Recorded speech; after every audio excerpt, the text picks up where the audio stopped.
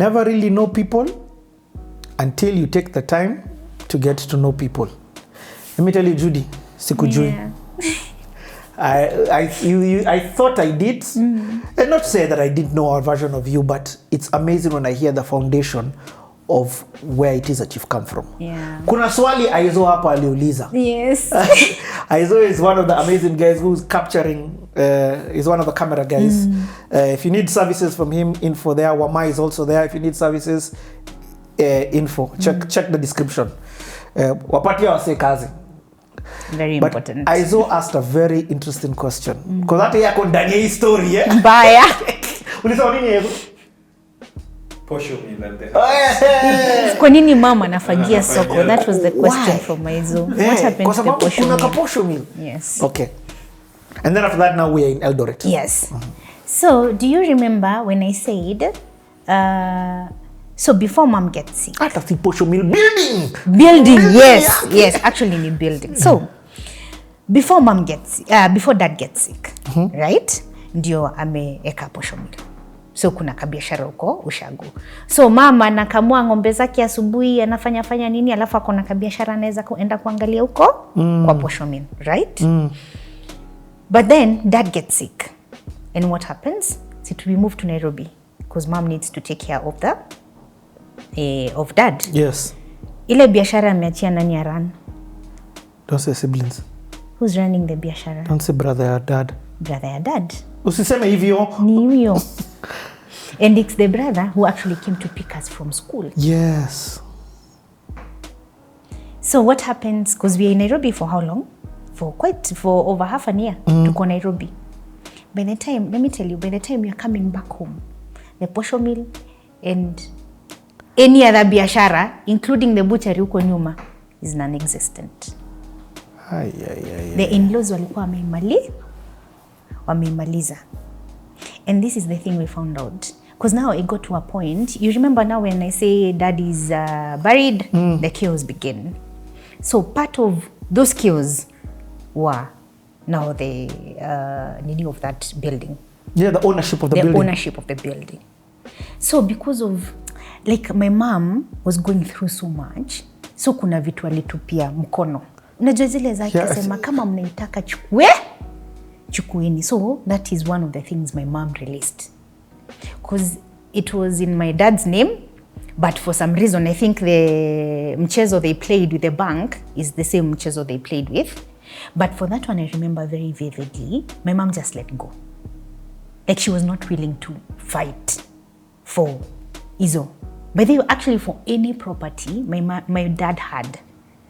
Juzi is maybe 5-6 years ago, tunapigiwa kuambia mom, dad alikuwa na shamba Eldoret. Tunakoliwa kuulizwa kama tufanye nini, na hiyo shamba ifanye. Do you know my mom aliwaambia sitaki. Sema ifanyeni kile mnataka. My mom called us, her kids, akasema kuna shamba ya babeni kwa Eldoret, mnaonaje? But trauma, Richie, trauma. By the way, it was yani mshaijibu in unison. Sisi wote we were like, we do not want it. Na hatujui hata nini happen ya shamba Eldoret. So it was the same situation with the posho meal. So when I say my mom is starting from scratch, na kazi yake ya kwanza sasa ni kufagia soko, it's because it happened exactly like that. She had absolutely nothing to her name. Nothing. The only thing akonayo sasa for sure, the 4 children. Koti imesema ni the 4 children and that house. And the house. Is your mom still in that house still today? No. The story is Richie. And then here is what has hit me even so hard. You're 36. It is like you today, with all you've built with Abel, all you've built, all your savings, whatever, add 3 more kids. Unaanza from everything. You start from scratch. From scratch. Your mom is okay. Sawa, tuendelea kutoka Eldoret. Yeah, so mimi huyo second term class 7 nimeenda Eldoret. So I joined Eldoret Union School. A very good school. My cousin Flo and the husband were the best of the hosts. Like even until today, the nini yetu is very good. Like we have a very good relationship with cousin Flo and the husband. So life there is good.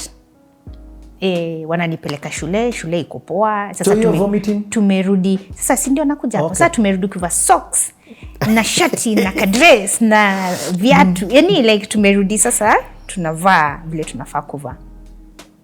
Yeah, but now something happens, Richie. Na nilikuwa nimesema ile before story ya kuvomit. So of course I was also a bit hesitant. I didn't mind that napelekwa shule mzuri na nini. But of course deep down the way we were brought up, especially our generation, you don't complain. You don't ask questions vile tumelelewa. Sisi tulilelewa, or rather mimi vile nimelelewa. I think maybe nikukua from ushago na nini. Mzazi wako akisema kitu, unafanya hivyo. Complain na ulize maswali na nini. So deep down I think the fact that I was leaving my mom and my siblings to go to somewhat a better life, I think ilikuwa inanisumbua. Guilt, yes. Exactly. But you see, my young mind is not able to process that is what that thing is. So the way and you know the drama. Exactly. That, yes. So hata hii time yote tunaenda, the thing in my head, which I didn't know was in my head at the time, ni security yao. So nashindwa sasa nimeenda nimewaacha, watasurvive aje, mama atasurvive aje, wanaendelea aje, security ya mahali unajua. Oh, and your dad had told you take care of you. But you see, these things, it's after many years that now it starts making sense. And here now having this conversation with you, ndio naanza kufungua some of these memories. So I get to Eldoret and something weird starts happening, the vomit. So I can't eat anything in the morning. Like between because we used to wake up at 5:30. So I'm ready by 6. I'm supposed to have breakfast, leave by 6:30 to catch a matatu, because from my auntie's place to the school, I had to catch one matatu. And itanifikisha shule na another matatu back home. Nilikuwa natapika, like nilikuwa nakula asubuhi natapika. Serious. So ikafika mahali by the way singeweza kukula asubuhi. And that was something very weird. Because just a few months back, nikiwa Kibirigwi primary school, breakfast ya mamangu ningekula vizuri sana. Kwa ngwashe tunakula asubuhi ama nikamkate, lakini ningekula asubuhi sana. Same time. So it's weird that nimekuja huku and my body is not able to process breakfast in the morning. Nikikula tu breakfast na kuwa mgonjwa. So nikaanza kubeba breakfast na kula saa 5. So kumbe because my brain is not able to process these things, I'm not also able to express my feelings verbally. Sizi ongea niseme, mwili yangu ndio ilikuwa inaniongelelea.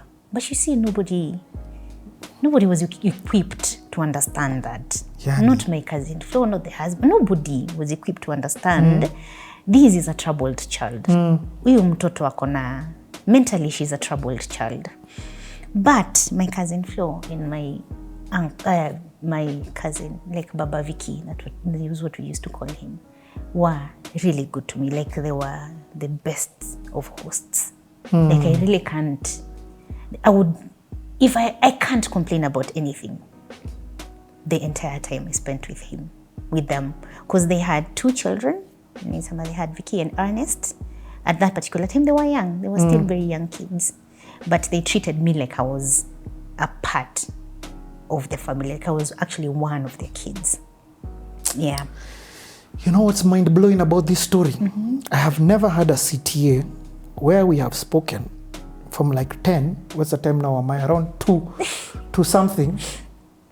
And we are still in primary. I tried to Jessica High School. What? I'm saying that because I'm trying to be like, hold on, in this whole time, I've not had you mention my good friend Jackie, who tulikuwa nayo, my good friend whatever. Like you've not at all mentioned somebody else out of here. One is because vile unapelekwa different schools. 2, it's because of the madness that is happening in your life. You get? Yeah. And then 3, I'm like, okay, also people form a lot of these good relationships in in high school is now maybe where people start remembering names of other people. But I'm like, I'm not even interested to know how school was for you because of, and just to know that you are going to school alone is like, Yeah. So, class 7. Yes. You continue. Yes. Newtown, Eldoret. Kabisa. Maliza. Then now you go to class 8. Yes. So I'm still in the same school, right? And class 8 is good. Nothing much is different in that year. The only thing is, of course, back home sijui vile wanaendelea. The only person I can rely on for any information about my mom and my siblings is my auntie, is my cousin Flo, or the husband whenever they get to speak to them, right? So mi naendelea tu na maisha kama kawaida. And I actually do very well. Ni class 8 nika perform vizuri sana. And believe it or not, actually no, before I get there. So do you remember that story I told you about my auntie and me shouting at her? Nimea late matatu. Yes. I'm shouting at my auntie, but hani recognize. Yes. Imagine that is when I went back home after KCPE. Wow. Yes. Because this entire time... You have been away. Yes, I have been away. From the day you left, you didn't come back. Exactly. I never used to go back home. Because it was a journey. You can remember, nikisema Nairobi to... Karatina to Nairobi, ilikuwa feel, oh my God. So you can now imagine from... Eldoret? As in Kibirigwi. Yes. All the way to Eldoret. That was a whole day journey. So I honestly, Richie, if I ever went back home, I can't remember. I don't remember ever going back home. What I remember is that day that I alight from this matatu. I've done my KCPE. I'm back home with my mom and my siblings. And I alight, the first person I see is my auntie. And now me shouting at her and she's looking at me and wondering, huyu msichana ni nani ananiita hivi na nguvu? And I assume, because you know, ni kwa barabara, it's a busy road. The other people, she assumes, maybe ni auntie mwingine anaitwa. Ndio sasa anaona, haya, Julie. Because I go back home and, tunyama tumeongezeka. Wanasema kamwili kameongezeka. Because cousin Flo, they really took care of me. So I'm now back home. Sasa tungoje nini? Results. I'm happy to be back home with mom and my siblings. Atungoje results. For context of time, this is 2002. Yes. Okay. 2002. So the results are out. Zilikuwa zinatoka January. Hiyo time yetu zilikuwa zinatoka I think January, si December. Yeah. Zilianza kutoka December, not so long ago. Yes. Yeah.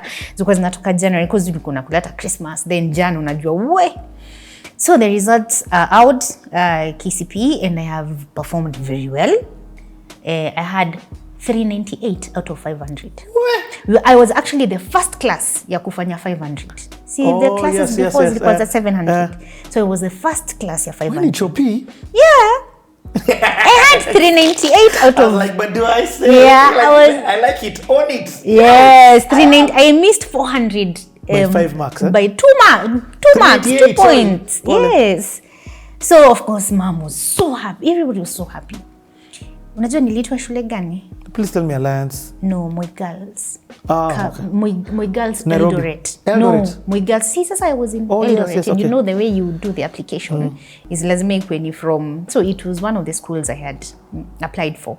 No, your time ni national. It was a national. It is still a national school, if I'm not wrong. Yeah, but imagine, my mom akasema hataki nirudi hiyo pande tena.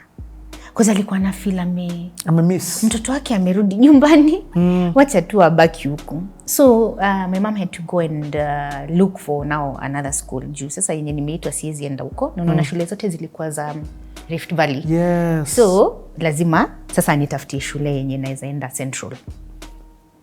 So my mom goes to different schools. Even at some point, because she had even considered Nairobi. I remember there was a conversation about Pangani Girls, because I was qualified to go to Pangani Girls. But pia hiyo akasema, hey, Nairobi asha. Nyogodhoka.